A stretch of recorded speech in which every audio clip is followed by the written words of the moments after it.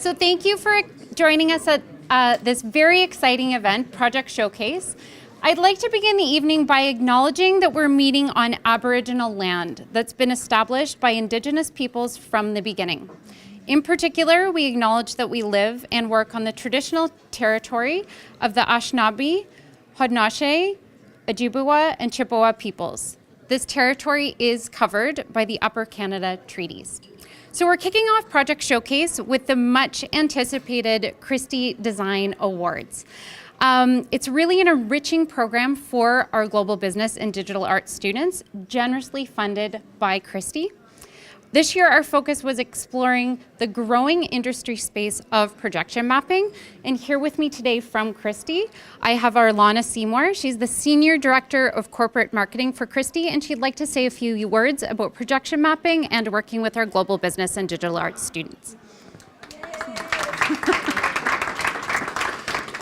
Well, what a fabulous finish to a really hectic and crazy, not so wonderful day for me. So thank you for letting me be here to be able to do this. Christie is really, really proud to be part of this. This is our second year that we've been a part of this particular awards program, the campaign that we have run to encourage students to be utilizing the tools within the program that you've all been working in and to put them to good practice. And what I would really like to stress for everyone here today is that it's not just a really fun little exercise for us to do. Projection mapping is real, it's live, it's everywhere. Just as a show of hands, who here, we'll do it in the reverse, has anyone not been someplace where you've seen projected light on a wall, on a building, on a something? Hands up if you have never physically experienced this in a place so far. Yeah, that's what I thought. Okay, so that's good. That's good. That's the whole reason why we're here talking about this. From what can be a cool, interesting way to grab attention, to build excitement, to create that stickiness where you want to grab people's attention and keep them and hold them in a space, a venue, it's turned into quite a commercial event, something where corporations are looking to include it, from entertainment segments to you name it, museums where you want to have people, flowing through and actually engaging and interacting with the content that you see. Projection mapping has become something that is really, really invasive, I think, and B, attainable. The greater that the technologies develop themselves and the tools and the things that we can put together that enable all the creative minds to actually let that creativity flow and have something happen, the more effusive you see this in everywhere that you are, which I think is really, really wonderful. Christie's happy to be part of it. We're happy to be able to provide some of that technology to the students to be able to use and to think outside of the box, maybe. I'm not sure. I think some of our entries, we had a little bit of out of the box thinking. But the really good thing is to say that you've not picked the wrong track. That's the important part. That creativity, content generation, content is king, and you'll find this everywhere that you go. In the digital realm, this is a space where you can only continue to grow and take what you know and really be anything that you want to be. And so again, Christie's very, very happy that we've been able to help to engage some minds, get you thinking about things, test a few theories, see how cool that is, and hopefully get your mind sparked that this continues on. And maybe we'll be seeing big projects with students that are out of this program's name on them as the content creators, the project managers, the whole kit and caboodle, just because a program like this exists and we're happy to partner with it. So enjoy the submissions that you will be seeing shortly. You're welcome. Okay.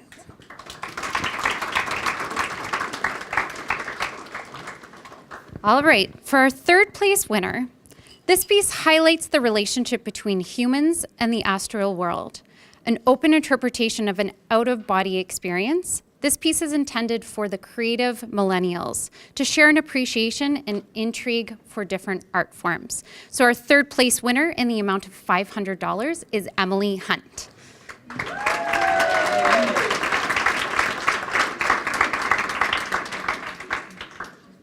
Emily, come on up.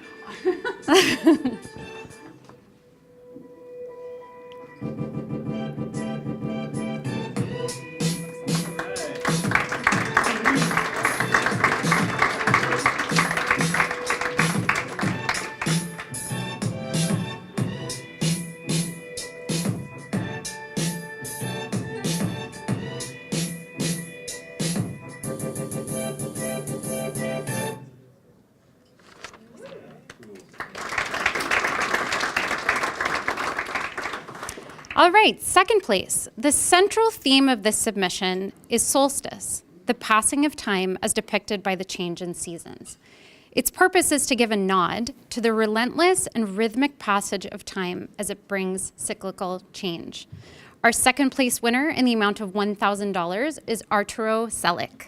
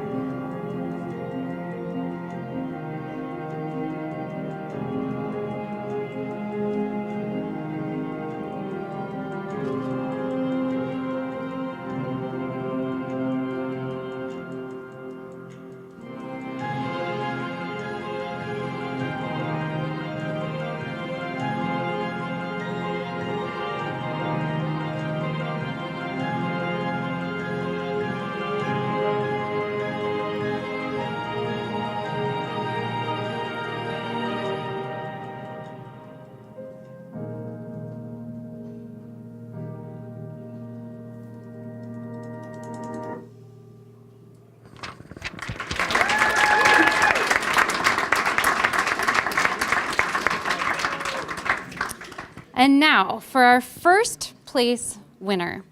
Mystic Muse is a story about the balance of absolute chaos and of order. We're going to introduce you to two characters, Sam and Bob. They're inherently magical beings who have the power to conjure anything to the limit of their imaginations. Sam is excitable, like any other child would be, and Bob is quite the opposite, consistently seeking peace and quiet so he can get some work done. Our first place winner is Daniel Recchia in the amount of $2,500.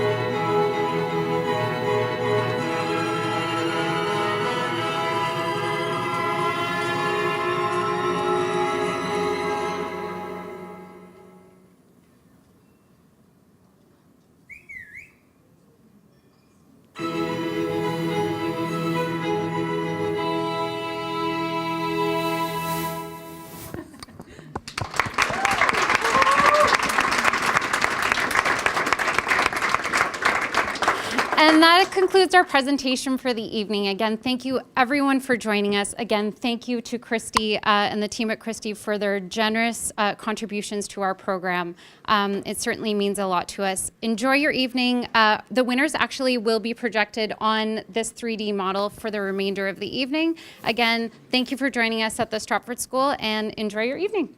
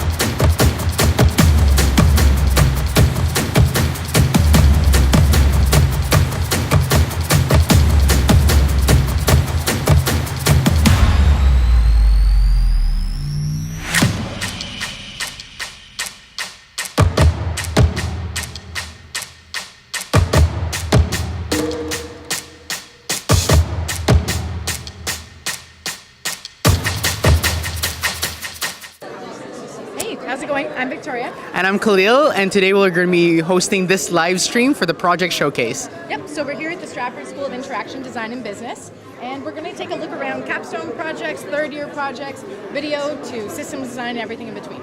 There's going to be a ton of projects to look out for, and I'm pretty sure you're going to be interested in them, so why don't we walk around and check them out? Woohoo! Well, I guess we can go and check out Creators Collective first. Yes. Hey, how's it going? Good, how are you? Perfect. Good, thanks. Can you tell us a little bit about the Creators Collective? And what Yeah, you guys are doing? of course. So, as you know, our name is Creators Collective. Our whole initiative is bringing GBDA together and removing that disconnect that third, fourth, and second years and first years have. And so here we actually have our magazine that we produced. And so it's 32 pages of student work from first year to GBDA alumni. And so it's pretty cool. And we were able to showcase a lot of different works from photography, graphic design, paintings, illustrations, to short stories. And so it's a really great way to document what we've done this term. But we also run workshops, we run an end of the term gallery to showcase everyone's work, and then we also help partnerships. So we help other students who are wanting to do things in GBDA get their feet on the ground and start doing things. And so we're really just trying to help establish and create a community that can be kept on for years to come past our graduation. And that's amazing, yeah. Perfect. Well, thank you so much for sharing. Thank you so much, Amira. Good night, bye. Yeah. Okay. There are a ton more projects, so yeah, let's go over here.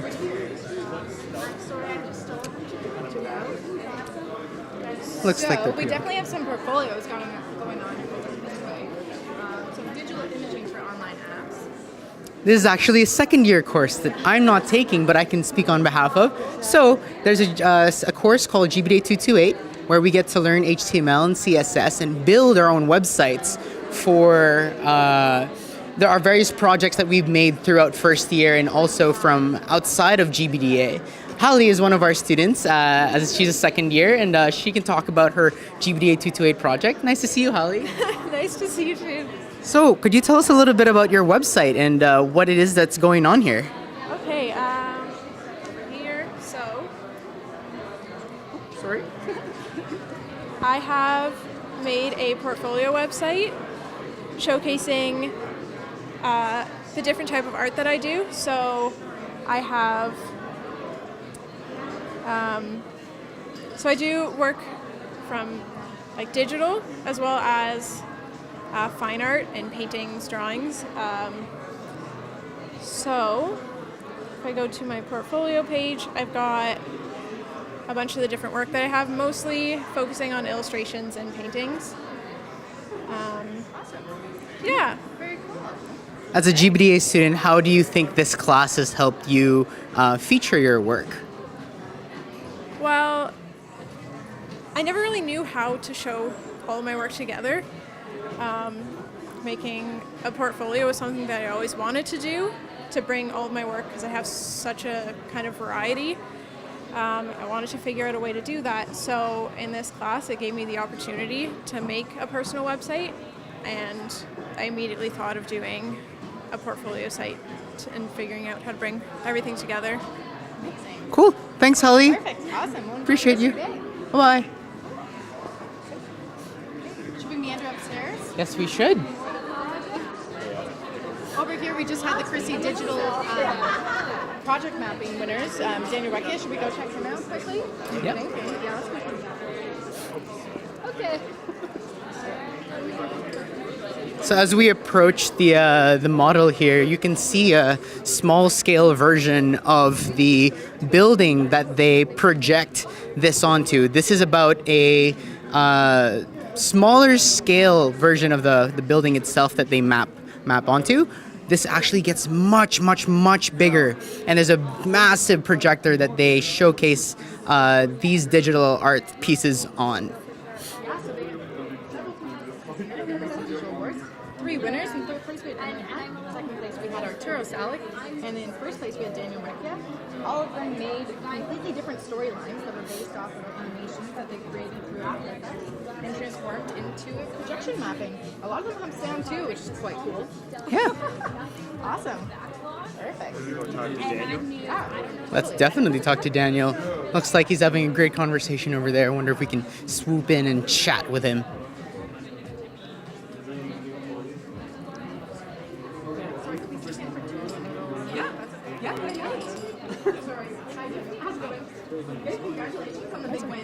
super exciting. Okay, so how long have you been working on assets for this? I think I really started up in December, Amazing. so it's been some time. Okay, and you did full-on character development. Can you tell us a little bit about what the storyline was about? So essentially, it's a little bit dense, but the characters in general, they explore one wanting to go absolutely nuts with his powers, and the other one just wants to be quiet and keep things regular. Nothing's really changing. The young one gets a little bit out of hand and accidentally causes some destruction, which creates some conflict between the father figure and the son. But it was pretty cool. Just trying to condense a story into 1 minute. It's tough. Yeah, and then you had music going along with it as well to build on it? Yes. Very cool. But yeah, that was fun too because I got to use a older orchestra piece and sort of bring it in and wrap it around this story. And I sort of reconstructed it in tandem with the story itself. That way the music plays off of what's happening on the screen. Too cool. But That's yeah. awesome. Very exciting. yeah. Well, congratulations. And big congratulations on the win. Amazing. It was a great opportunity, and I hope to see some more of this stuff from lower years too. Yeah, totally. It'll For be sure. tons of fun to see what they make. Oh, you'd be the best mentor for that too. For sure. Awesome. Okay, perfect. Enjoy the rest of your day. Thank you. You too. Yep. Okay. Just 1 second. No worries. Can you zip up that bag? That third wall break. Fourth wall break. Intermission. Alright, we're good. I guess we've touched on the things happening downstairs. We can head on up. So, Victoria, how have you been? I've been good. It's been a crazy day. They just launched the Ginny DeBenko Experiential Learning Fund today, which is quite amazing. And I believe you spoke at that event. How was yes. that? It was amazing. It was great to see so many different community leaders all coming together to work together towards our Hi there. experiential learning practices for the Stratford campus. Yeah. And Okay. who is Ginny? Ginny was really, she's the driver behind the start of the Stratford campus. So she really helped from 2011 to 2017. She was executive director and really brought the campus to life. Got a lot of our 300 corporate partners involved with us and really is working on like bringing co-op experiential learning opportunities to us all the way up here at Stratford. Big thank you to Ginny for making all of Yeah, this thank you. possible. Okay, So first one we have is let's just read it out. This is by Selena, a good friend of mine, Kira Mapp, and Safira Peters. There's 3 of them featured in this room with their various pieces for digital art. These are going to be the winners, actually, for the yes. Project Project Showcase Student Choice Awards. Okay. Yeah, so these were voted in by other students as some of the top pieces of artwork that they saw this year. So Let's head in. check it out. Hi guys, we're just doing some quick interviews with the winners. Yeah, we just want to take a quick look around what it is that you have made. So let's start with see Selena. Some of the stuff you've done, Selena. Okay, cool. So what is your medium and how did you get here? So I started doing digital art on Instagram. I started off as a traditional artist, and then over time, I think I started about 2 years ago. So I started off doing portraits just with a pen and paper, pencils, and then over time I thought, why not get into digital? So I bought my own tablet, learned it for about a month or so. I used Photoshop, and over time I post portraits on Instagram, helping out followers from all over the world. They always ask me questions like, oh, like, how do you do this? How do you do that? So sometimes I'll post some tutorials. And since I'm also a graphic designer as well, I like to incorporate some animations. So for example, let's say this one, added a nice snow effect. Very simple, but can go a long way. And I also really like doing speed paint, so I record my drawings. And so they can see from start to finish how I color. And there's also other tutorials, like I mentioned, like blending as well. Awesome. Yeah. Very cool. Thanks for sharing. Yeah, no worries. Congratulations. Thank you. That's now we can go to Kira Mapp. Hi. Hey, so what is your medium and what have you created for the showcase? Well, my medium is my side project. It's called Joma Radio. It's a playlist platform that I created in 2018, January 2018. So every month, and now, starting now, every 2 months, I put out a playlist on Instagram, Apple Music, and Spotify. And it has different genres, different artists, in different styles, so that it was just kind of fun. Like I really like listening to music. I really like graphic design, so it was a good way to incorporate both of those things. And then now I'm having guest curators, which is kind of cool. So like people are submitting playlists to Joma Radio, and it's being featured. So yeah. Awesome. Very cool. Congratulations. Congratulations. We can move on here to Safira. Hi, Safra. I'm so sorry. I'm so sorry. I hopefully I won't get that wrong again. Could you tell us more about the work that you've done here? Yeah, I don't know how to top what they just said, but so these are my portraits that I recently took. So I've been into photography and taking pictures since I was in like grade 8. I got one of those like really crappy, like those digital cameras, like the ones, yeah. So I mean, everyone starts from somewhere. So I kind of started with that, and then a couple years after, I invested in like a Canon 60D, and since then I've been like taking a lot of pictures. And actually, portraits are like one of my favorite things, my favorite type of photography, just because like I really like human expression and kind of capturing the essence of that in a photo. So these photos I took on actually a Sony camera that I took out from here, and I actually really liked it. So I'm thinking about investing in one of those. But yeah, these are my photos. Awesome. Great work. Thank you very much. We appreciate you. And congratulations on the win. I think we can head out to the next room. Okay. Enjoy. Bye, everyone. So in here we have Digital Media Project 1 course. Again, from my year, this is the GBDA 201 Digital Media Project, where we got to learn different kinds of media formats, such as audio, video, and we did various things such as documentaries, a podcast, a research style audio documentary. Let's come in and check out the different people who were featured. Hey guys, Sorry to interrupt sorry everyone.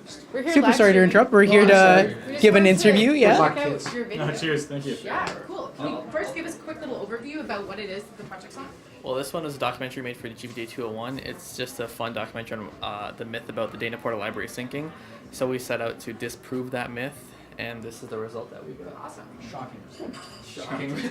It'll blow your mind. So I'll just let that. There were only 3 stories, so that the top floor of Porter Library at that time was the 3rd floor, which is the widest room of the pedestal building. A few years later, 4 more floors were added. Okay, thanks so much for that quick feature. Could you tell us a little bit more about what inspired you in this specific film? We were just kind of looking at myths of Waterloo, and we thought it'd be really funny if we just went for this one. So we just wanted to have fun doing it, not be too stressful. Very cool. Is there anyone else here with a different film that they'd like to talk about? Okay, awesome. And what film did you make, or video or audio piece? A documentary called The Vintage Uprising about the resurgence of like the vintage aesthetic in popular culture. Oh, that's a super deep topic. What inspired you to talk about that? We're pretty much just interested in the topic in general. I know at least me and Sam and Tess as well. All 3 of us are in the group, as well as Daniel and V. We have record players, we have vinyl records. Tess is into like vintage clothing. It was just a topic of interest to us, I guess. Cool. Well, thank you very much, guys. Good work. Awesome. Cheers. Enjoy the rest of the night. Those projects are so fun. They typically last about at least 6 weeks, so you're really able to dive into the project from storyline to implementation. We've got some more videos down. Looks like there's a viewing party happening on right now. So we'll just take a quick little look on what's Yeah. going on here. Hey, how's it going? I believe this is a similar thing. This is Digital Media Project 2. So it's just about the same thing as before, different films being made and different audio documentaries. There's actually like a mini movie theater going on right now. Yeah. Hey Jess, do you mind coming out here and talking about your film?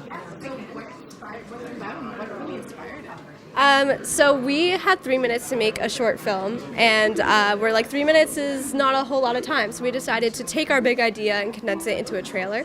So basically it's called Running to Yesterday, and it's about this girl, i.e. me. I acted in my own short film, self-plug. So yeah, it's about this girl who ran through a tunnel on campus to go find her friends, and she realized that she actually traveled back in time. So then she started to abuse the tunnel, and she ended up getting stuck there. And this guy's watching her, and like everything's just happening in this trailer, and no one knows the actual story because it's just a trailer. Okay. So people want to go see the movie, but there isn't a movie just yet. Step 2. Step 2. Maybe. I've heard some pretty amazing things. Thanks, Jess. Thank you guys. Thanks. Enjoy. Cool. Okay. Hey, Terry. Terry's one of our professors. Yeah, let's talk to Terry. Yeah. So what is it that you teach? I teach 101, which is essentially, it's like, I like to begin to teach the students how to think like a designer and how to see like a designer. So that's the main thing. I want the kids to increase their visual literacy, to like notice, that's design, that's your hat is design. Why are you wearing what you're wearing? You know, like someone somewhere designed that, right? And that. And like everything. So I want you to learn to see like a designer and think like a designer. I also want to make the kids take a project from a brief to the final thing. Those are like unusual skills, right? So and I also want to help with proper mic location. So the closer you get the mic, especially like this, you get the proximity effect. My voice sounds a little better. Not in the shot so much. It could be down a little bit. There you go.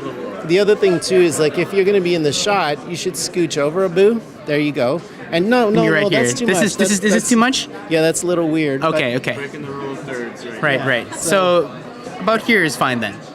Yeah, that's good. What do you say? Okay. Yeah. Thank you very much. Anything else? Thanks for asking. That's about man. it. Yeah. Well, thanks for answering the questions. Around. Oh, all right. That was not pretty good. Yeah. All right. Awesome. Thanks, Terry. Okay, so we're going to sink into this presentation that's going on for our Digital Project 201 and kind of see what they've been working on. There's a funky looking elephant. It would be nice to know the story. Hey everyone. Oh, it's looking like a little bit tight in here. Pretty famous elephant that's going on there. Good. Perfect. Okay, can you tell us a little bit about what your projects might be? If this is yours or a different one? Sure, this one's mine. Awesome. And what is it? Well, this is Hans the Elephant, and he is part of our solution for World Vision's Social Innovation Challenge. Okay, amazing. So they had us, or a challenge to solve a waste problem in Iloilo in the Philippines. So Hans overall is part of the system that we would plan on implementing, and Hans is a garbage can. The system we'd implement would be a goal-based system.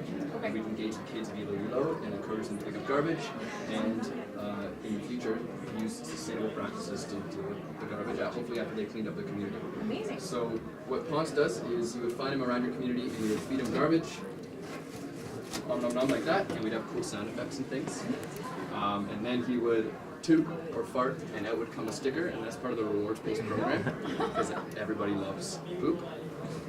So the sticker, and the kids would take the sticker to the community center, and they would have a big board that would show the progress towards getting a playground, which is their end goal for the community.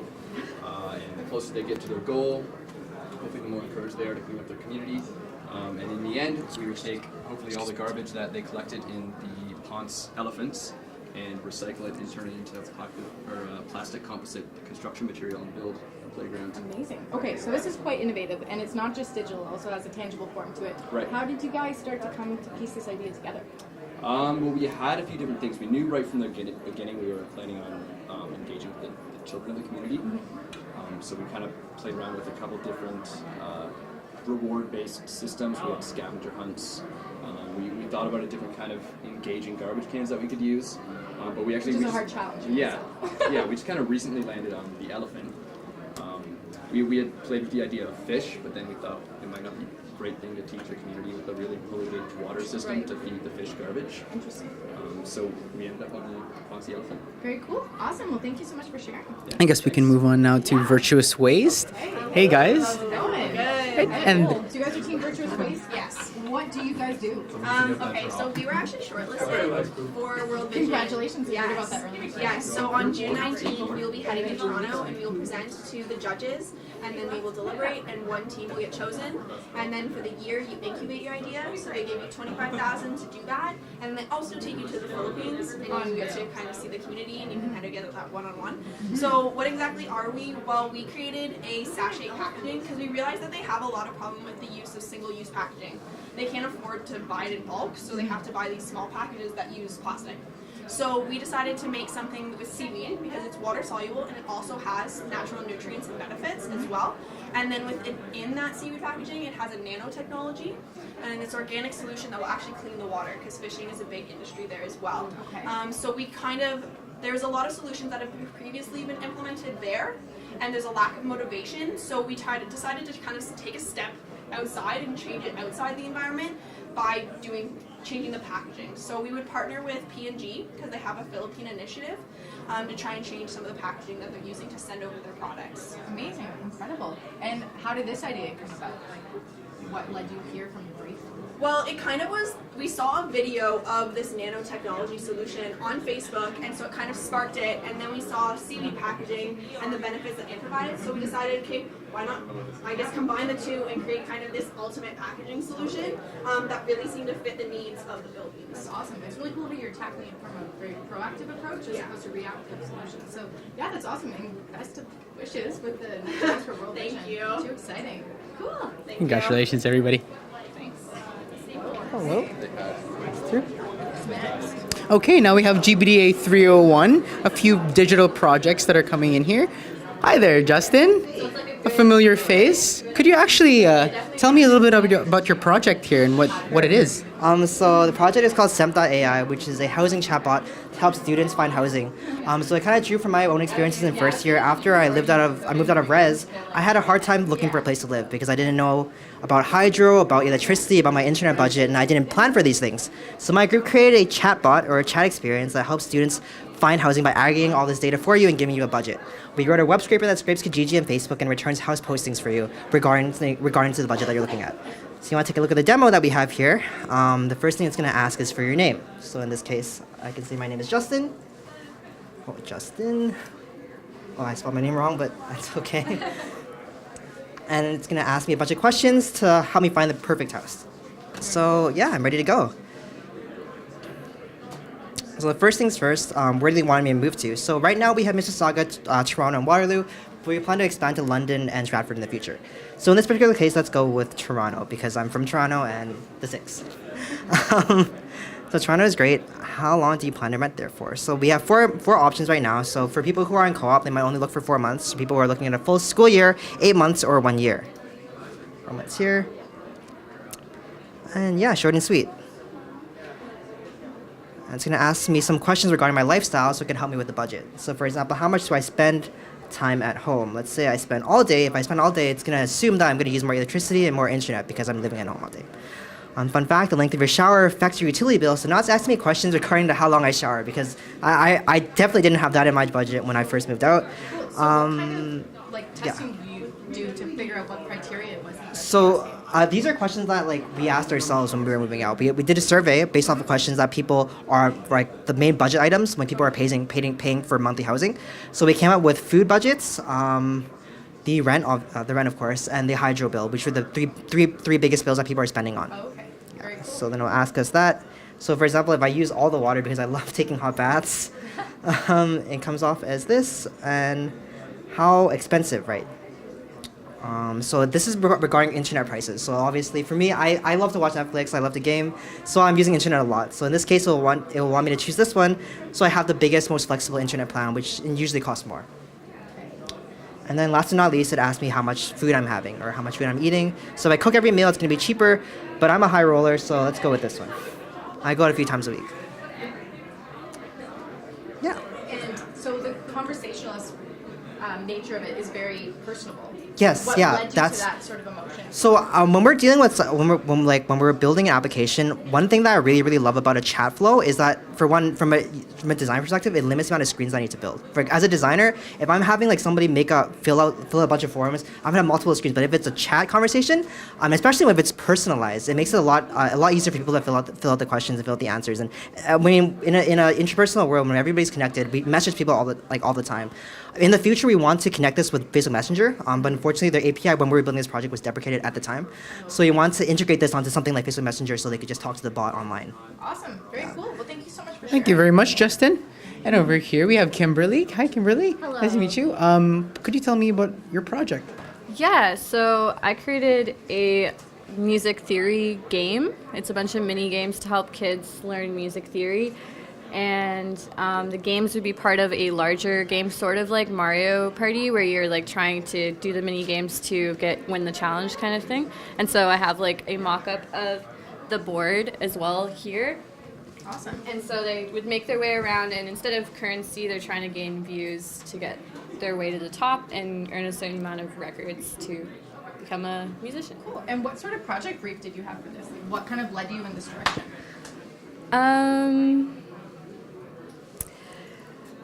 I guess mostly my own knowledge. I guess I've been a piano teacher for 6 years, so I just thought I was trying to think of something. There's a lot of exercises and games that I do with the kids when they don't want to learn their music theory, and so I was just trying to. I know they always talk about Mario all the time. That's probably the most popular game that all the kids are talking about. So I was trying to combine kind of the things they don't like with the things that they like. Oh, that's so cool. Yeah. Very interesting design perspective. Awesome. Well, thank you. Thank you very much, Kimberly. Let's move on to the next room. Up next. Ooh, so many projects going on here. Isn't it nice that we have this annually to feature all the different kinds of works? Yeah, so these are also for the social innovation competition from World Vision. And yes, so this is hosted annually by the Stratford.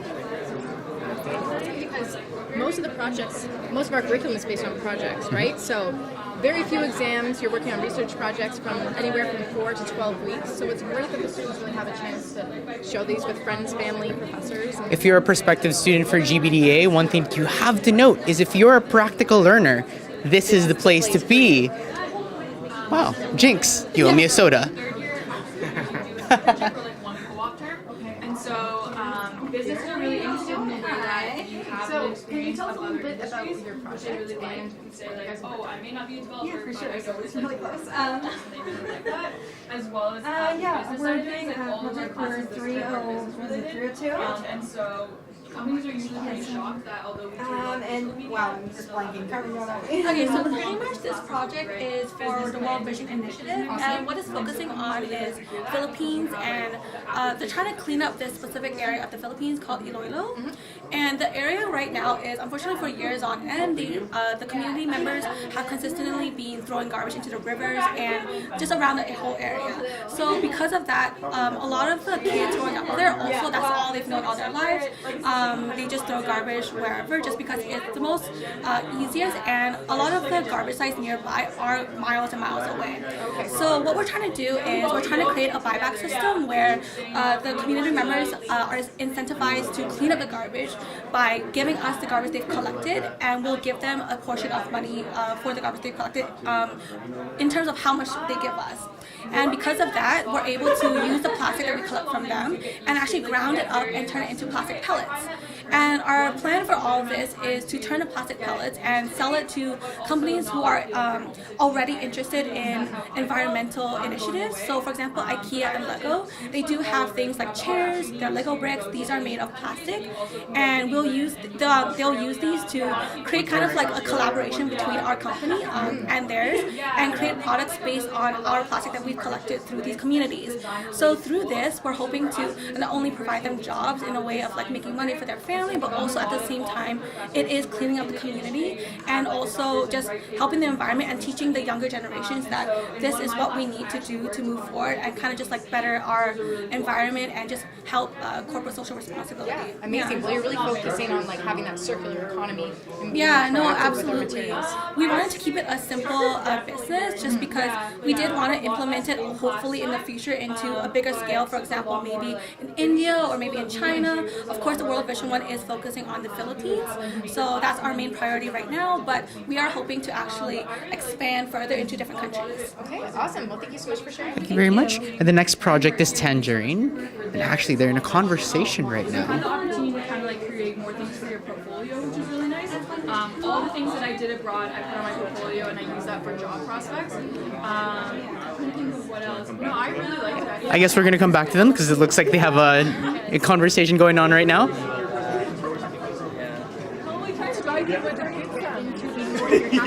This is your field, I believe. Finished up these. So the first one here is a 4-month project that different groups have worked on different briefs that were given to us from the Royal Society of Arts Awards. So all of these were submitted through groups of 4 to 5 12-week research projects. And what's super interesting is they all have a very social impact associated with them. Before we head in, I'd actually just like to make a note. If you haven't noticed already, the projects have been taken from first year all the way up until 4th year. We're walking you through what you would be seeing as a GBDA student. This is what your walkthrough would be like if you were in the 4 years across the program. From implementation, you're going to learn that, and you're also going to learn how to plan things out to reach the implementation stage. Yeah. This is the final stage where they actually get to do the work itself. Yeah. Take it away.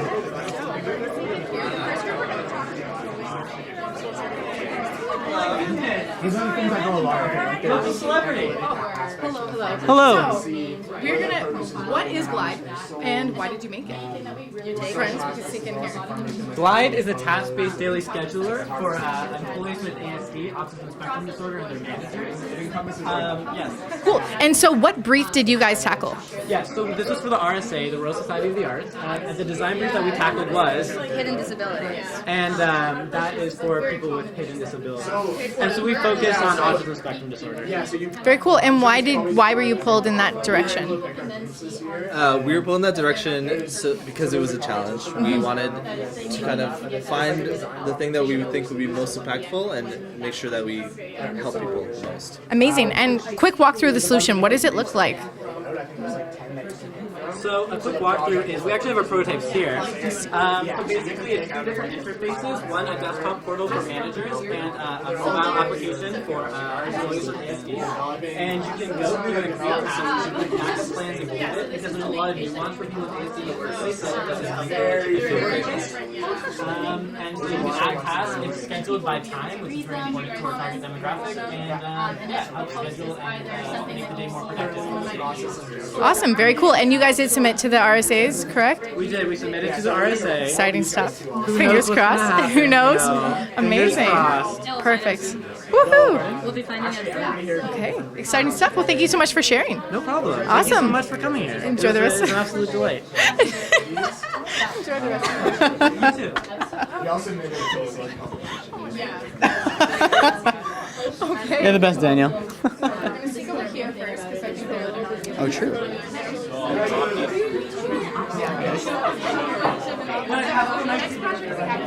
It's actually my capstone as well, so this is kind of exciting. So, Wyatt. Hello. Can you walk us through, firstly, what brief did you choose for the RSA? So we were harvesting health, and that was all about helping people with sustainable farming systems. It's a very general topic, but we were able to narrow it down after lots of pivots. I think, what do we have, like 4 or 5 pivots maybe? 4 or 5 major pivots, for sure. Yeah. Cool. And then what does the solution look like? So our solution is an app-based platform, but it's really a service. So we kind of act as a middleman. We help empower local farmers and get their produce to people in the cities. So we have hubs around the area where farmers can drop off their produce. Our team will bag it up and then bring the produce to the cities where people can pick it up from local places like coffee shops and other local businesses that are easy to access. And our users have a choice between a small and a large bag, and within those bags they don't get to pick specifically what produce they get, but they do get to pick if they're allergic to anything, and they can leave that out. So they get an assortment of in-season produce, and from there, once they receive their bags, they can go into the app, enter what produce they've gotten, and the app will provide them with a list of recipes that they can then make using that local produce. So again, we're all about empowering farmers so that they can focus on growing food as opposed to marketing and distribution and getting local produce to people in cities. Awesome. And then so why small to medium-sized farmers? That's an interesting way of looking at this. Yeah, so small to medium-sized farmers, after doing a lot of research, we realized that was a group that was really, really struggling. It was really easier for big farmers to get all of their produce out because they have all of these large distribution systems, but small to medium farmers didn't really have platforms to do that. They were really doing a lot of that themselves, so they weren't able to focus on growing food, which is really what farmers should be focusing on. Amazing. And then how do you feel working on a project that was really focused around like social impact? It was really interesting. I wasn't too sure about the brief at first because I really didn't know too much about sustainable farming, but after doing a lot more research, I really found out that I actually had a passion for it, and it made it a lot easier to work on this project, and in the end, I was really, really happy with the final result, and I think you can speak to that and other group members can as well. I think all 5 of us really came together in a way that we were all so emotionally invested almost in the project too, because we knew that it really had potential impact and ability to scale. So that's the cool thing, like a lot of the skills that we learn in first, second, and third year become super applicable in more systems levels design, which is quite awesome. So, yeah, awesome. Thanks for sharing. No problem. See what's going on here? That's Ginny right there. Sort of kick back at that because Waterloo is overwhelmed with it. We don't think any students will kick back at helping other students, right? We're there to support each other. And so this one, we actually announced the link to the process that we can get to which is happening. Okay, so while we wait for the next interviewees, I'm going to talk a little bit about my favorite part of the program so far. It's been about 2 years now. It's only my second year. I'm super excited for everything that's about to come up.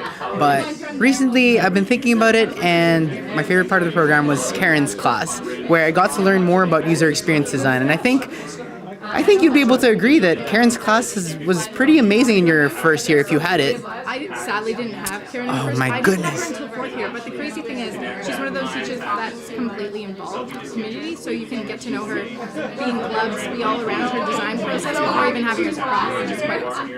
Right. Our professors here are super involved. You'll see them even if you don't have them, which I think is pretty unique for the faculty.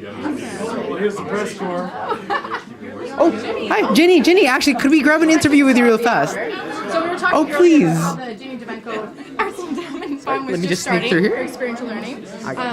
Can you tell us a little bit more about your role on campus and how you kind of came with bringing Stratford to life? Oh my gosh, what a remarkable day. You know, to see, we had a dream. It must have been about 8 years ago that we could really marry together business and technology in this fabulous campus and bring this through to all of the creative young people that we have here today. And here we have remarkable projects addressing the most serious issues facing the world. And in addition to that, have some fun. So I'm just absolutely overwhelmed. What a great day and what a great school. Amazing. Oh, well, thank you so much Thank for everything you. you've done for us. Thank It does you not go for unnoticed. choosing our program. Take care. Thank you, Ginny. Appreciate you. Share whatever you want. Awesome. So, tell us a little more about Open Book. What brief did you guys do first and foremost? Oh, I guess you can talk about it too. Yes, please. Bree, do you want to answer? Do you want me to answer this? Okay. Yeah, so for the RSA brief, we chose to do the Alone Together section. Okay. So that's the one on people in communities who maybe feel a bit lonely and they want you to try and create a solution to bring people together. Amazing. So, on that note. What does your solution look like? All right, Mandra, you want to take this one over? Yeah. So I like to always talk about like kind of the inspiration of how we came up with Open Book. So when we were doing our research stage, one of the things that really popped up was a Facebook post that happened at University of Waterloo. Savannah Bell, she's a University of Waterloo student. She posted a very vulnerable post, let's say, on Facebook, and then it turned into a Reddit post. And then there was a lot of concern for her safety. And then all of a sudden, there became a scavenger hunt, basically, for her. And they found her in Toronto, and were able to bring her to the hospital right on time. So it just goes to show the power of social media, and that in this community that you always feel alone. You're never alone. People are always there for you. And with that, we created Open Book. So, incredible. Yeah. Wow, what a meaningful way to start a project. So how does it kind of all come together? Oh my gosh. Really doing this mic back and forth. Yeah. So OpenBook is basically an online platform based around a single university. And the whole idea about it is for people to anonymously share their stories and their experiences that they've gone through, so then other people who are hopefully reading the different posts can understand that maybe if they've had a similar situation, that they're not alone in it. Amazing. So one of the main things that we really want to stress in this is the idea of the anonymity. So because we generate the usernames as well as the profile pictures, there's no connection to any of the students whatsoever, and it really creates an open space for people to share their stories and their experiences and make people realize that they're not alone in everything. Amazing. And that sounds like a lot of really like specific criteria that you guys designed for. What kind of research did you do to lead yourselves there? Yeah, so we did a lot of research, not only with students and people who had actually already gone through health services who were kind enough to actually talk to us about their experiences, but on top of that, we also talked to a lot of different resources that were available at the university. So we talked to people like counselors, chaplains within some of the different colleges, as well as dons and other students that are in leadership roles that have had a lot of mental health training. Amazing. And so from that, we got a really well-rounded understanding Yeah. of how we needed to approach the Definitely a very holistic understanding there.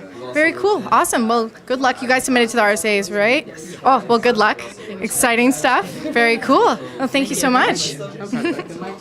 Awesome. Okay. So I think we're off to the last two that we're going to check out are the final two. Are the final two capstone projects that the fourth years are working on right now. So this semester it took a little bit of a different approach. Scotiabank was actually the main industry partner for this semester.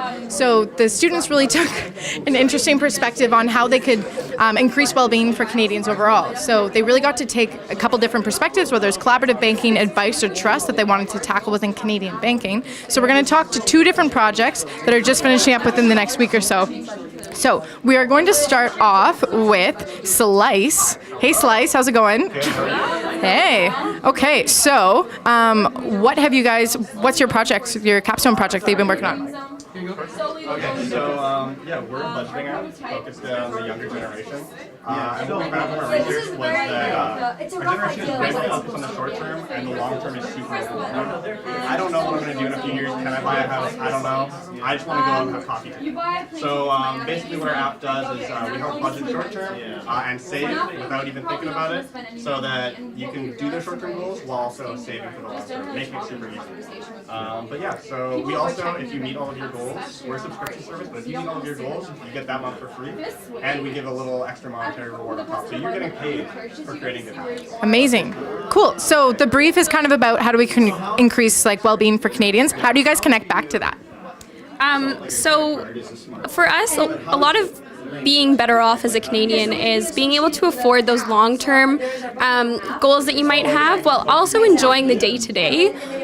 So we help you spend on the things that are important to you today or 2 weeks from now in a way that's sustainable.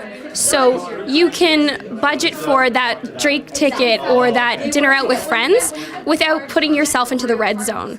And if Graydon, do you want to give a walkthrough? Is that of how it works?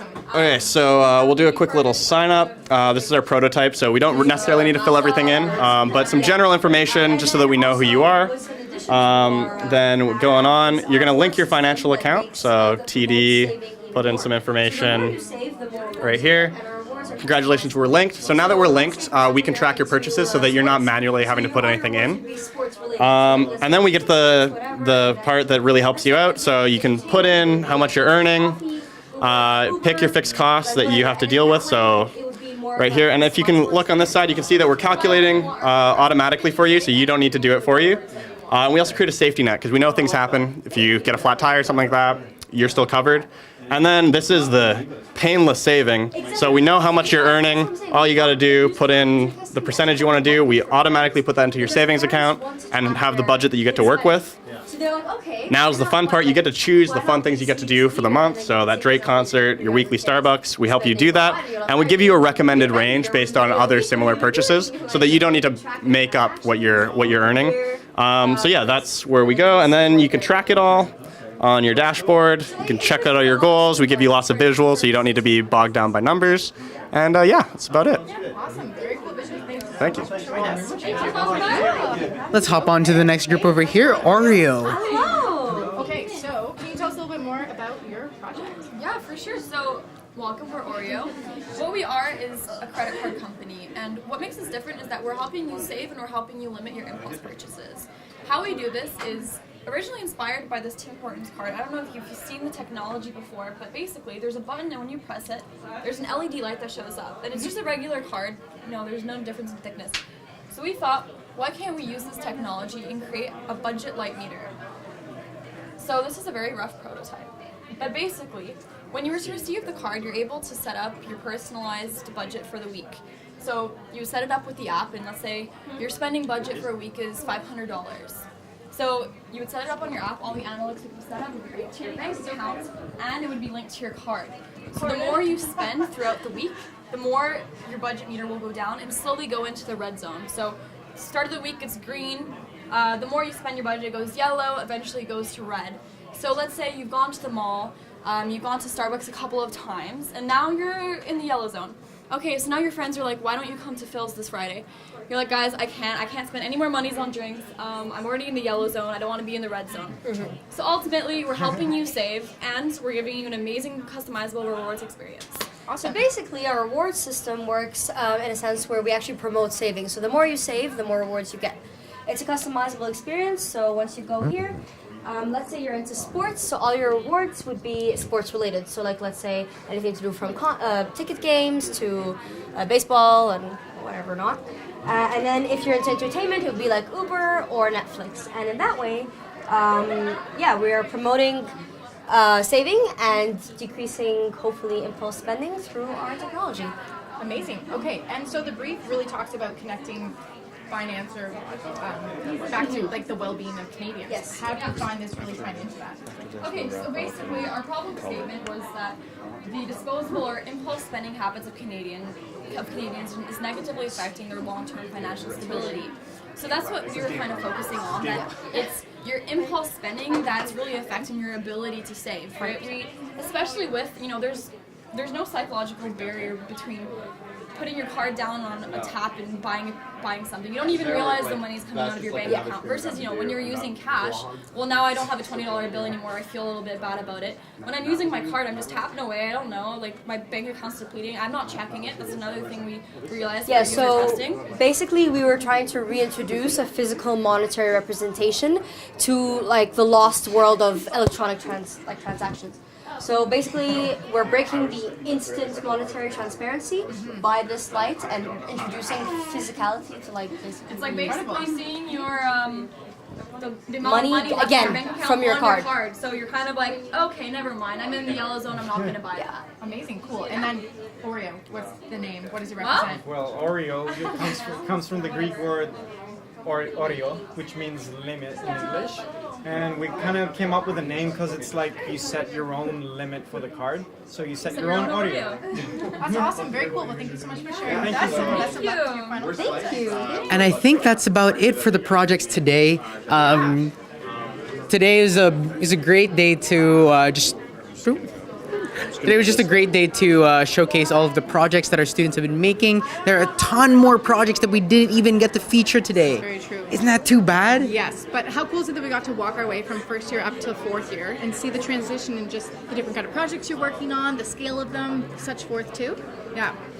If you're a future prospective GBDA student and you're seeing this right now, these are the kinds of projects that you'll get to make yourself, and I think it's a pretty exciting program. I don't know. And it's changing all the time. So it's completely in line with industry trends. So no matter what that is, you're going to be learning the skill sets that really make you applicable in the job force, and you get to have fun while doing it. The program evolves as the industries evolve, and it's not something that stays stagnant. It's something that changes as the world changes, pretty much. Totally. Yeah. And yeah, I think that about wraps it up for the project showcase of Thanks, 2019. Victoria. Yeah, thanks for those awesome work. Yeah. We'll see you guys.